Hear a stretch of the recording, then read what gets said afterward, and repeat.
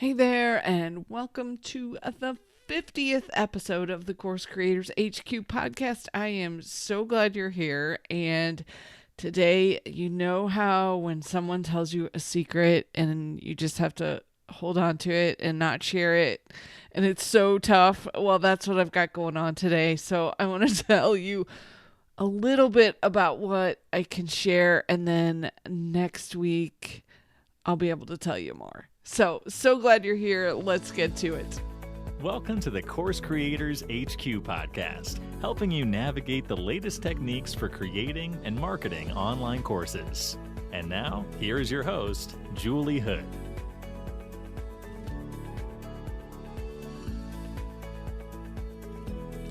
So today I want to talk about where you should be putting your online course, where you should be hosting it. And the reason I'm talking about it today is that one of my very, very favorite tools, Kajabi, has an incredible special coming up, the best one I've ever seen them offer. And they have put us all on lockdown. We can't share the details yet, but they have told us about it, and I'm so excited. So here's what I can tell you. Go to coursecreatorshq.com/50. That's coursecreatorshq.com/50. And on that page, there will be a link to sign up for more information about Kajabi. And I will make sure as soon as I can possibly share the details with you, I will be spilling the beans. But let me just say it's one of the best offers I've ever seen from them, and I guess I have to stop right there.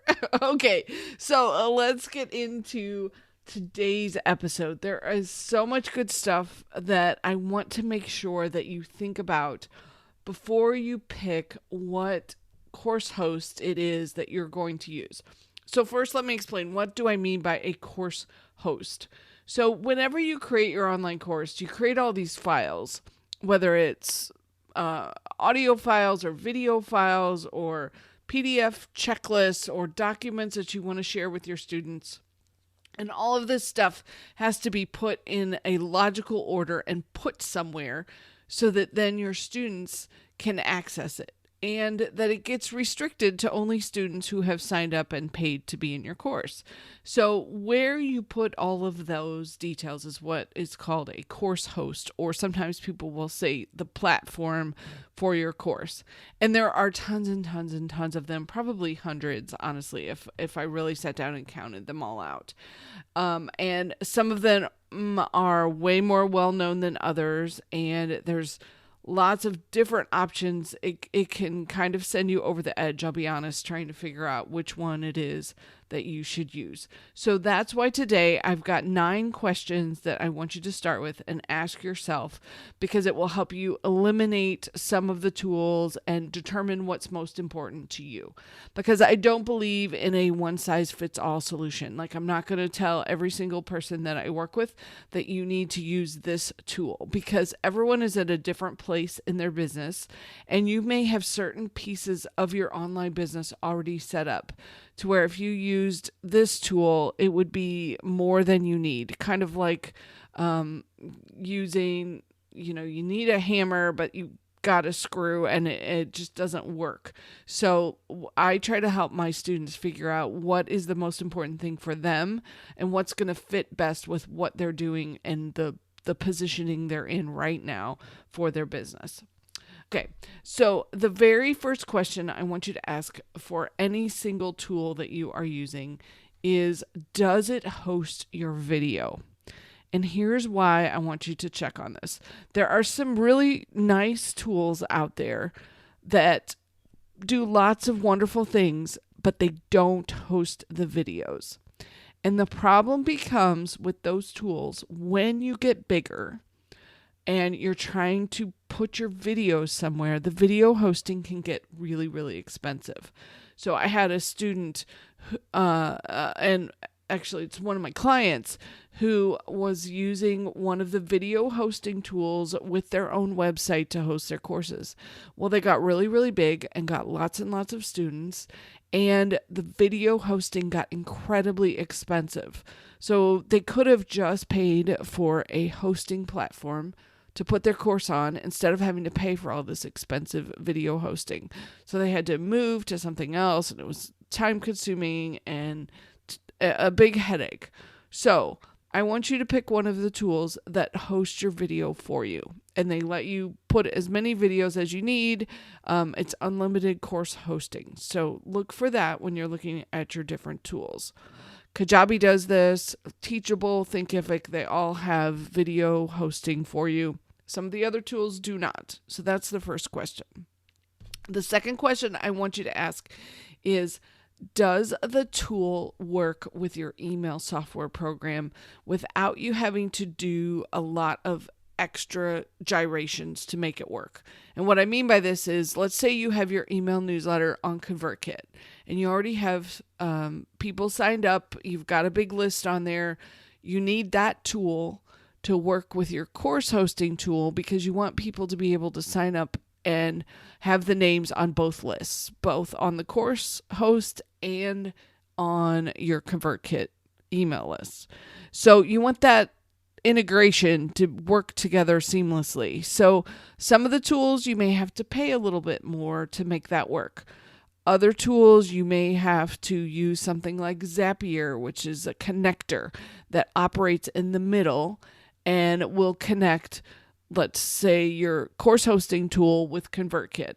So just ask the question as part of your investigation, does the email software that I already have set up, does that work with this specific tool or not? The third question I want you to ask is, and this is for long term of your business. You may not need this right now, but this is important, really, really important for the long-term version of your course. And that is, does the tool have an affiliate program? So let me explain what this is. When you're selling your course, most of these course platforms will set up a sales page for you where potential students can come to the page, they find out about your course, they click the button to buy, and they pay you through the tool.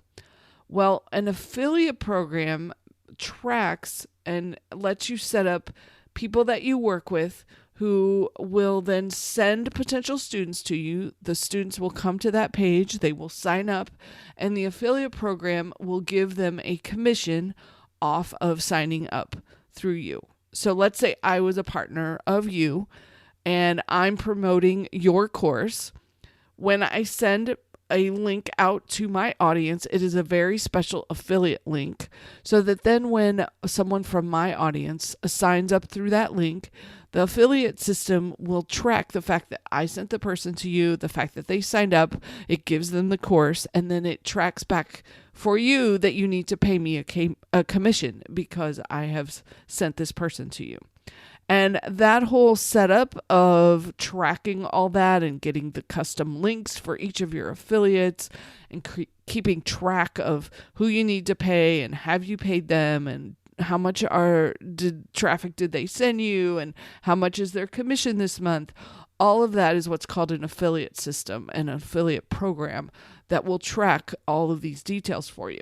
And so a lot of the different course hosting platforms have that built in, and depending on which tool you're using, it's either included or it's a upper level. You upgrade to the next level so that you can incorporate an affiliate program. And the reason I like these so much is because it's one of the best ways to build your courses and get more students. Because when you can have me sending you students and you can have 10, 15, 20, 50, 100 other people sending you potential students, that is a great way to fill your courses. And the best part is you don't actually pay until the students have signed up. So it's not like Facebook ads where you have to pay at the beginning and pay for the ads and kind of cross your fingers and hope that somebody buys on the back end because you've already paid for the Facebook ads and the money's out the door. You have to hope that you get sales to recoup that. The way affiliate programs work is usually you set them up in that you only pay the commission after the refund period is over, and then the person gets their commissions. So it's a really fantastic way to build your audience and build your students. But you want to make sure that whichever tool you have includes this, because trying to set it up separately can turn into a headache. So whichever course hosting platform you pick, you want to make sure that there's an option for an affiliate program, even if it's an upper level that you have to pay a little extra for. By the time you need it, you can upgrade to that, but make sure they have that built in for you. So question number 1 was, does it host your video files for you? 2, does the tool work with your email software program, your email newsletter program easily? Number 3 is, does the tool have an affiliate program, even if it's an upgraded level?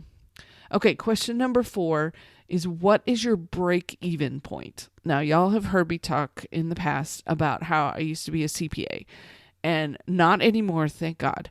But one of the things that we talked a lot about was this concept of breaking even. And the way the math works on this is you figure out this is how much something is going to cost, and here's how much I need to sell in order to cover that cost or break even. So let me give you an example. Kajabi, the level that I have right now is $199 a month. I have an upgraded level. And because of that, in order for me to break even, I would need to sell one $199 course every month in order to break even and cover the costs of paying for Kajabi. And the reason I want you to look at this is an investment when you're investing in these tools. So this is not one of the things that I want you to skimp on or look for the free option or do this as cheaply as you possibly can, because you want to have the long-term tool that's going to work the best for you. And the reason I say that is, let's say you decide a year from now that whatever tool you pick today, you've decided you don't like it, doesn't work right, you want to expand into some new features, so you're going to switch over. So a year from now, maybe you have 50 or 100 students who are already in your programs and have gone through and they've clicked some complete buttons and they've unclicked others and they haven't gone all the way through everything. Moving them to a new platform, you're going to lose all of that history.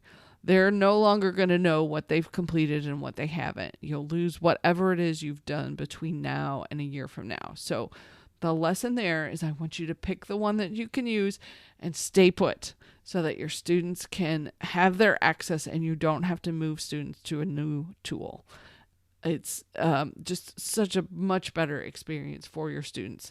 And you'll notice here, I didn't ask you about what is your budget, because I don't want you thinking from the budget standpoint. Because right now, if you're just getting started, you probably don't have a huge budget.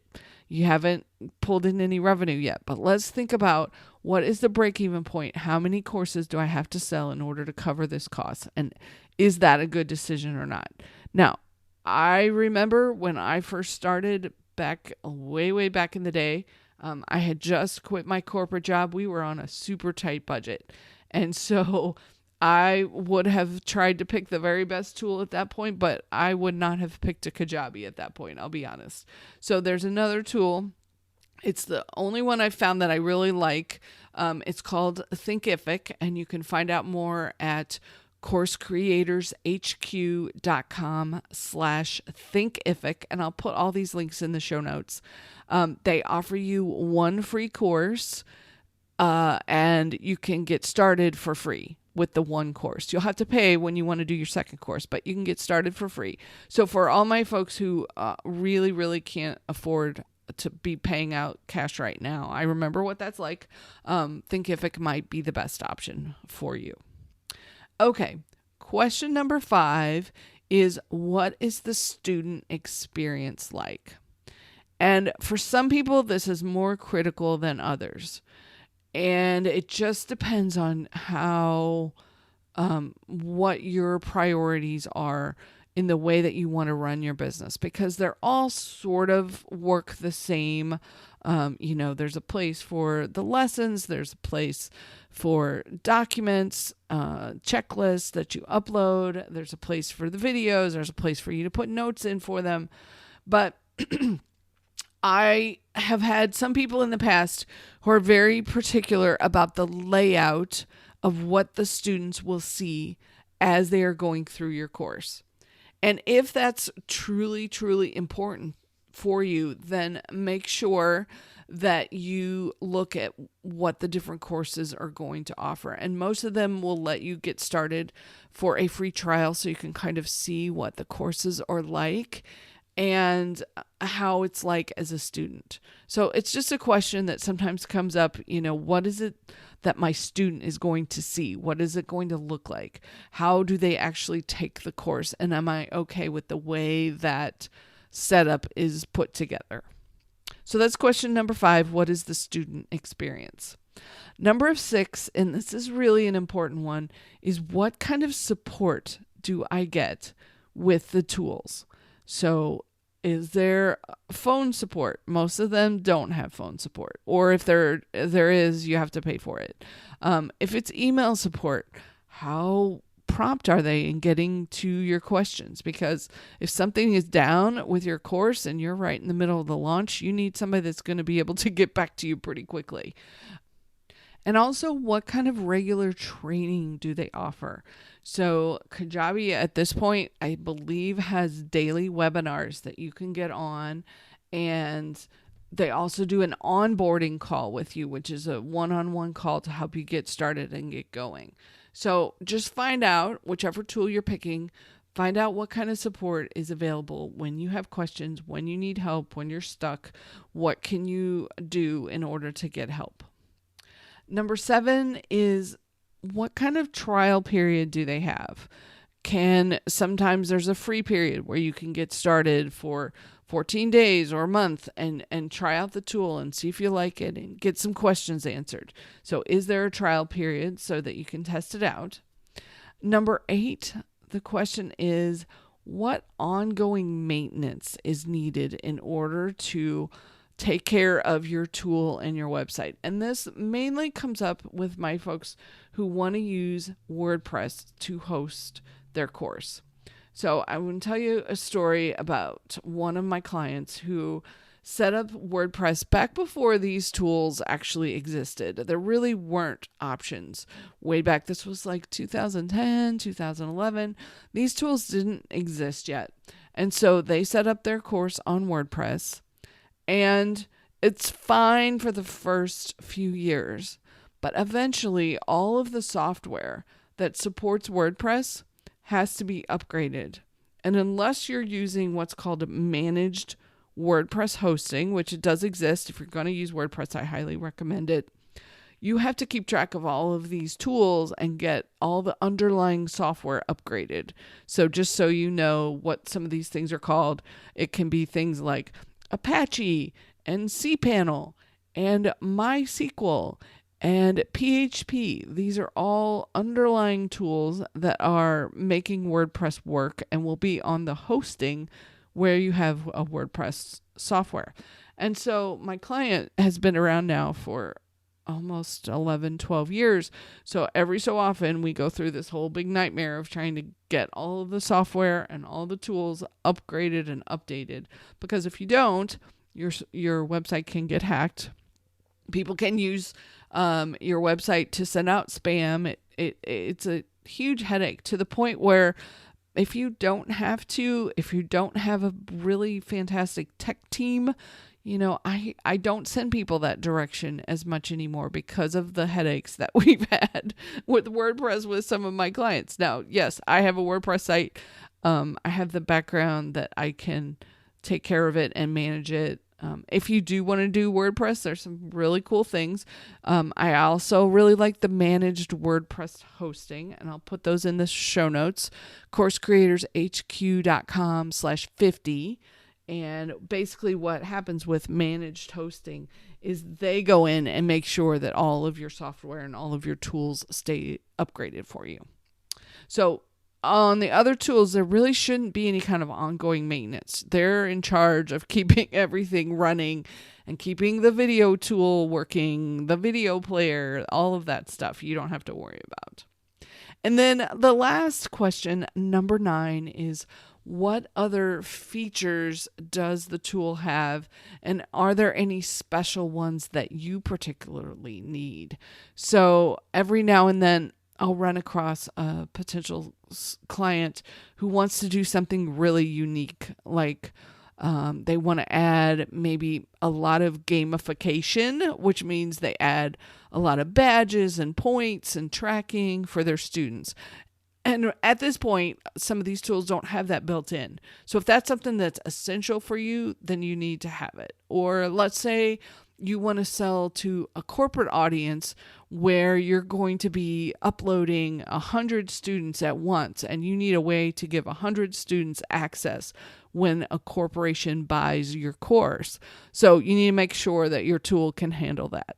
Any of those kind of special sort of unique things that you know that your business is going to need, those are features you want to make sure that are built into whichever tool that you pick. So I hope that helps you sort of get the lay of the land of what's out there and what you can be thinking about as you're trying to pick the place to host your course. And be sure and check out this week's show notes, coursecreatorshq.com/50, and I will have the links in here for you. And I'm so glad you're here. We're going to have an incredible special on Kajabi that I can't wait to talk about. So I'm glad you're here. I will share it with you next week. And also, thanks so much for listening. I just really appreciate the fact that I have space in your earbuds, in your earphones, on your car when you're driving. I appreciate the fact that you listen to this podcast. It's one of my favorite things to do each week, and I love chatting with you. So thanks for listening. Thank you for subscribing, or if you're on Apple Podcasts, it's following. If this was at all helpful today, if you got something useful from it, I'd really appreciate a 5-star review on your podcast tool. It helps us get in front of even more course creators and help get the message out there. So thanks so much. Have a fantastic week. Good luck with picking the tool that you're going to use, and wait until at least a week from now before you completely sign up for a brand new tool. But if you want to find out more, get on my list so that we can tell you all about what's coming and the cool features that are going to be coming down the pike in the next couple months. So thanks for being here. Have a fantastic week, and I will talk to you on the next episode.